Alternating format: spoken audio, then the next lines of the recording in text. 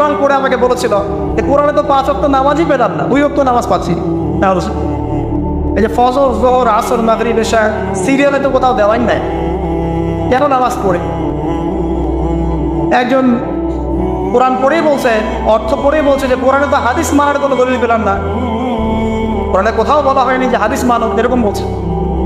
আমি যে প্রথমে আয়াত তেলাওয়াত করলাম, ওয়া মা আতাকুমুর রাসূলু ফাখুযুহু, রাসূল সাল্লাল্লাহু আলাইহি ওয়াসাল্লাম যা দিয়েছেন তা গ্রহণ কর। সূরা তাওবা, সূরা হাশরের 7 নম্বর আয়াত। ওয়া মা নাহাকুম আনহু ফাত্তাকু, এবং রাসূল যা থেকে নিষেধ করেছেন তা থেকে, তো এই রাসূলের আদেশ নিষেধ মানার জন্য হাদিস লাগবে না? তাহলে কোরআন পড়ে হাদিসে পড়ে না পাওয়ার কারণ কি? কারণ সে খালি কাট পেস্ট প্রোটেস্ট্যান্ট ভার্সনে কোরআন পড়েছে, অর্থটা তাফসীরটা সে ঘেটে দেখাবে। অর্থ পড়ে উৎসাহিত করছি, তবে ফতোয়াবাজি করতে যাবেন না। আপনি যেটা বুঝবেন না, আলেম ওলামার কাছে গিয়ে অবশ্যই জিজ্ঞাসা করে অর্থ ব্যাখ্যা জেনে নেবেন।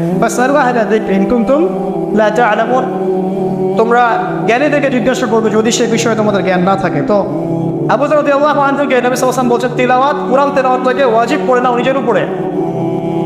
তো আমরা কি কমপক্ষে প্রতিদিন একটা করে সূরা পড়তে পারি না ভাই? কমপক্ষে একটা পৃষ্ঠা পড়তে পারি না? যারা আরেকটু বেশি পড়ি 5 পৃষ্ঠা, আরেকটু বেশি পড়ি 10 পৃষ্ঠা। হাফেজে কোরআনে 600 পৃষ্ঠা আছে।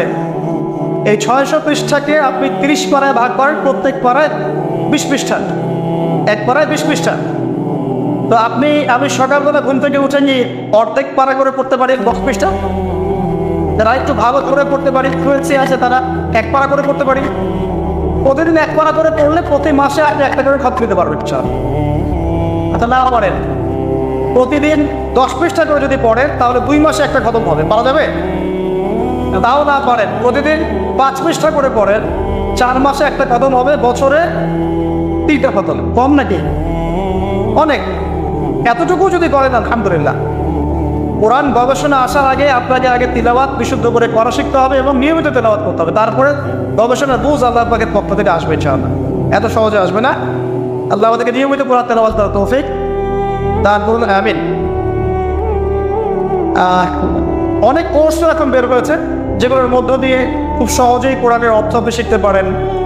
আপনি আরবি ব্যাকরণ শিখতে পারেন, আরবি ভাষা শিখতে পারেন, হ্যাঁ, কোরআনিক গ্রামার শিখতে পারেন, বা বিশুদ্ধ করে মদ মাখরাজের সাথে কোরআন শিখতে পারেন। অনলাইনেও আছে, অফলাইনেও আছে। কীভাবে শিখবেন আমি জানি না, কার কাছে যাবেন আমি জানি না।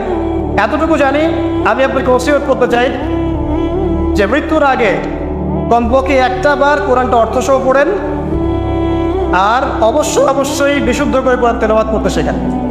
আপনি যে বয়সেরই হন, যে পেশারই হন, আর যেখানকার মানুষই হন না কেন, আল্লাহ পাক তৌফিক দান করুন। আরেকটা বলা হয়েছে ওয়া যিকরুল্লাহি আযজা ওয়া জাল, এবং আল্লাহ পাকের জিকির। এই দুটো করলে আসমানে তোমাদের স্মরণ করা হবে এবং জমিনে আল্লাহ পাক তোমাদের নূর দিবেন। আল্লাহর জিকির কি? আল্লাহকে স্মরণ করা। সবচেয়ে সেরা জিকির নামাজ। সবচেয়ে সেরা জিকির কি? নামাজ। তারপরে সেরা জিকির কোরআন তেলাওয়াত। কোরআনকে আল্লাহ পাক জিকির বলেছেন, ইন্না নাহনু নাযালনা যিকরা ওয়া ইন্না লাহু লাহাফিজুন। আমি কোরআনকে বা এই জিকিরকে নাযিল করেছি, আমি একে হেফাজত করবো ইনশাআল্লাহ। এছাড়া জিকির বলতে আমরা আসলে যা বুঝি এগুলো খুব শর্ট করে বলবেন। প্রত্যেক দিন কিছু মাসনুন দোয়া দেওয়া আছে যেগুলো পড়লে আপনার জিকির হকটা আদায় হয়ে যাবে। খুব সহজ। 100 বার সুবহানাল্লাহ বললে 1000 নেকি হবে, পারা যাবে না? এটা আপনি ড্রাইভ করতে করতে করতে পারেন, হাঁটতে চলতে করতে পারেন, মা বোনরা রান্না বান্না করতে করতে করতে পারেন। এটা যে আলাদা করে ওযু করে বসতে হবে জরুরি না, ওযু শর্তও না। আপনি চলতে ফিরতে কাজটা করতে পারেন, ইস্তেঞ্জা করা বাদ দিয়ে ওখানে বসে বসে আবার এটা করেন, ঠিক আছে?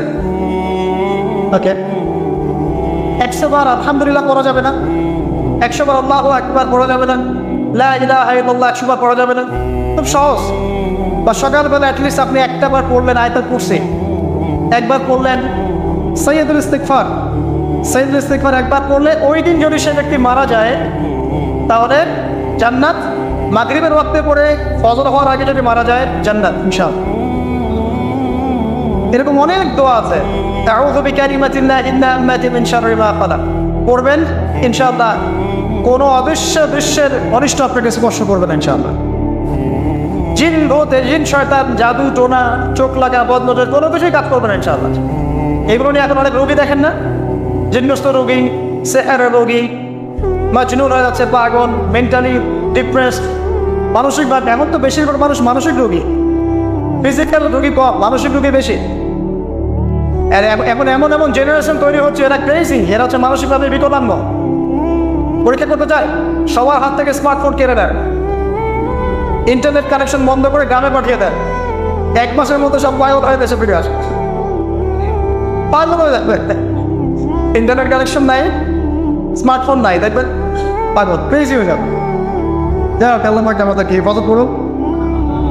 জিকির বানিয়ে দেন।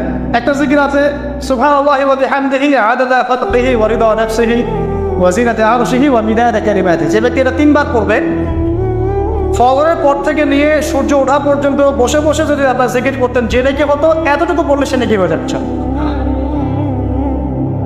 আপনি যদি প্রতিদিন হজ করতে যান, উমরা করতে যান, ইশরাকের নামাজ পড়বেন, জামাতে ফজর পড়ার পর একটা হজ একটা উমরা নেকি পাবেন।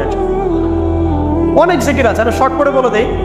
ইসমুল মুসলিম একটা বই আছে, কিনা ইসমুল মুসলিম, এই বইয়ের মধ্যে সব জিকির দেয়া আছে, বিশুদ্ধ সনদে আছে, কোনো সমস্যা নেই। এই জিকির আজকালগুলো বাড়িয়ে দেন। আল্লাহ পাক বলছেন আসমানে তোমাকে স্মরণ করা হবে এবং পৃথিবীতে আল্লাহ পাক তোমাকে নূর দান করবে। সব আসমানেও যে স্মরণ করা যায়, এটা তো এখন আপনারা বোঝার কথা। এখন তো এই পিকচারগুলো বের হয়ে আসছে, আপনাকে কত হাজার কত বছর আগের পিকচার দেখানো হচ্ছে না?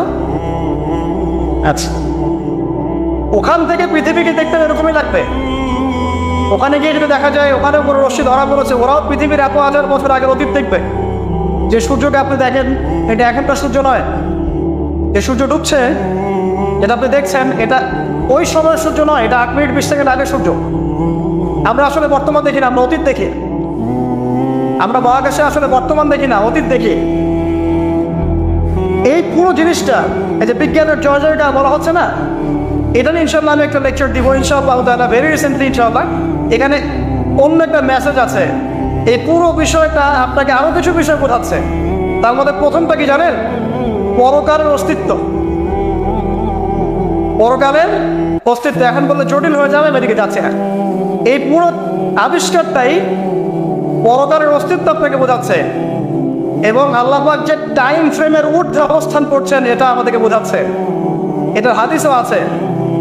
যা আবিষ্কার করা হয়েছে এগুলো প্রথম আসমানের বিষয়। এরকম আরো 2, 3, 4, 5, 7টা আসমান আছে, এবং 7ম আসমানের উপরে আছে মহাসাগর, তার উপর আছে কুরসি, তার উপর আরশে আজিম, তার উপরে আল্লাহ রাব্বুল আলামিন। আল্লাহ পাক এই টাইম ফ্রেমের ঊর্ধ্বে, আল্লাহ পাক সবই অতীত, সবই বর্তমান, সবই ভবিষ্যৎ, এগুলো ঊর্ধ্বে আল্লাহ পাক। অতীত, বর্তমান, ভবিষ্যৎ আল্লাহ পাককে গ্রাস করতে পারে না। আল্লাহ পাক এগুলো ঊর্ধ্বে আছেন। অনেক ব্যাপার আছে, ইনশাআল্লাহ এটা নিয়ে আমি পরে কথা বলবো, আজকে না। তো যাই হোক, আসমানে আপনাকে স্মরণ করা হবে, তার মানে আসমানেও আল্লাহ পাকের সৃষ্টি আছে, যারা আপনাকে স্মরণ করবেন। আল্লাহ পাক আপনাকে স্মরণ করবেন ইনশাআল্লাহ। এবং পৃথিবীতে আপনাকে নূর দেওয়া হবে। নূর মানে কি? আলো। আলো কখন লাগে? যখন অন্ধকার দূর করতে হয়। এই তো, অন্ধকার দূর করতে আলো লাগে। পৃথিবীতে অন্ধকার আছে? এখানে অন্ধকার বলতে কি বোঝানো হয়েছে? রাতের অন্ধকার? জাহেলিয়াতের অন্ধকার। কিসের অন্ধকার? চারিদিকে জাহেলিয়াত নাই, ঘুষ দেনা ব্যভিচার জাহেলিয়াত দিয়ে ভর্তি না? এই জাহেলিয়াত দূর করতে হলে আপনার টর্চ লাইট লাগবে, নূর লাগবে। সেই নূর আল্লাহ পাক আপনাকে দিবেন যদি আমি কোরআন তেলাওয়াত করি এবং আপনার জিকির বাড়িয়ে দিই। আল্লাহ পাক আমাদেরকে সবাইকে নূর দান